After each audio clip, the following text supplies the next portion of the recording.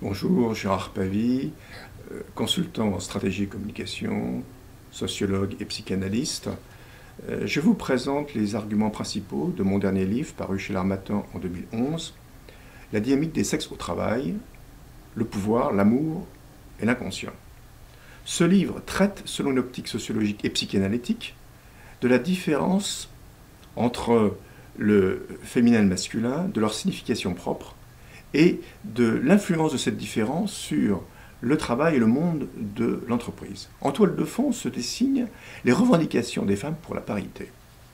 Un regard sociologique au niveau des phénomènes et des comportements indique des différences, bien sûr, entre les hommes et les femmes. L'entreprise, comme toute organisation, est un lieu de contrainte et d'opportunité pour les individus qui en sont membres. Deux dimensions, le travail et la hiérarchie, délimitent plus particulièrement les marges de manœuvre d'un individu, disons d'un acteur.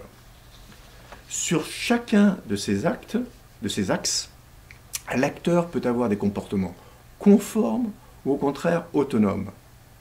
Dans le premier cas, l'individu respecte les prescriptions du travail et les directives hiérarchiques.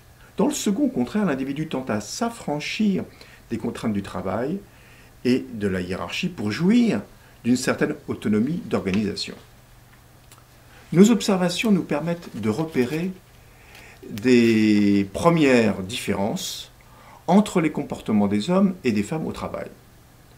Pour présenter les choses simplement, les femmes sont plus respectueuses des prescriptions au travail que les hommes, et elles se démarquent inversement des hommes en étant moins respectueuses de la hiérarchie. Ces différences sont présentées ici de façon abrupte. Il va de soi que cette tendance générale ne saurait aplatir toute différence ou scénario divergent. Serait-ce une conséquence d'une éventuelle nature humaine ou au contraire une traduction de situations sociologiques sur les comportements?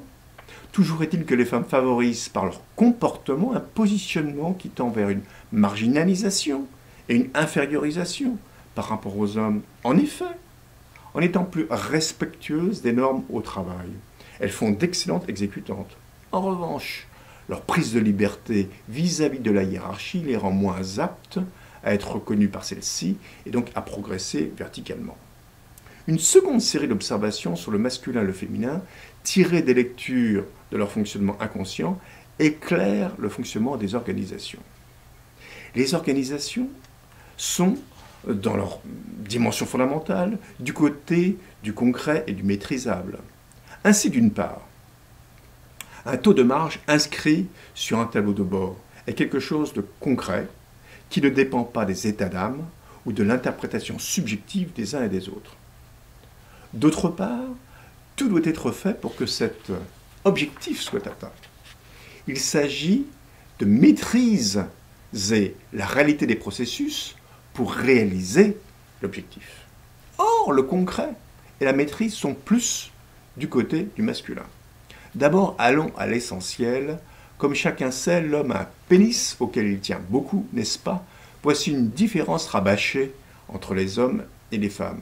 Les hommes sont équipés d'un marqueur visible de leur identité. Cet indicateur est réel et objectif. Le sexe de la femme, en revanche, est invisible, voire un mystère, un trou, une castration qu'il s'agit de cacher. Le féminin sera plus du côté du semblant. L'objectif, le concret en soi, n'est pas valorisé, il sera plutôt masqué et maquillé. Ensuite, le propre du masculin sera d'échapper l'emprise de son premier amour, sa mère, et pour cela, il s'appuiera à la phase dite anale sur des muscles striés, ces muscles striés, pour marcher et prendre de la distance. Ces muscles à commencer par les sphincters, sont ceux de la maîtrise, donc du pouvoir sûr. Il ira d'autant plus loin qu'il faudra qu'il échappe à la castration paternelle.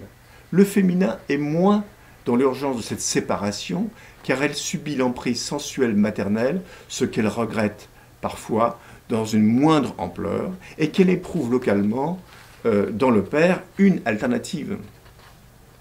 Les traits du concret et de la maîtrise relèvent donc de ce qu'on appelle l'obsession. L'homme tend à fonctionner inconsciemment sur le monde obsessionnel, voilà ce que l'on peut dire.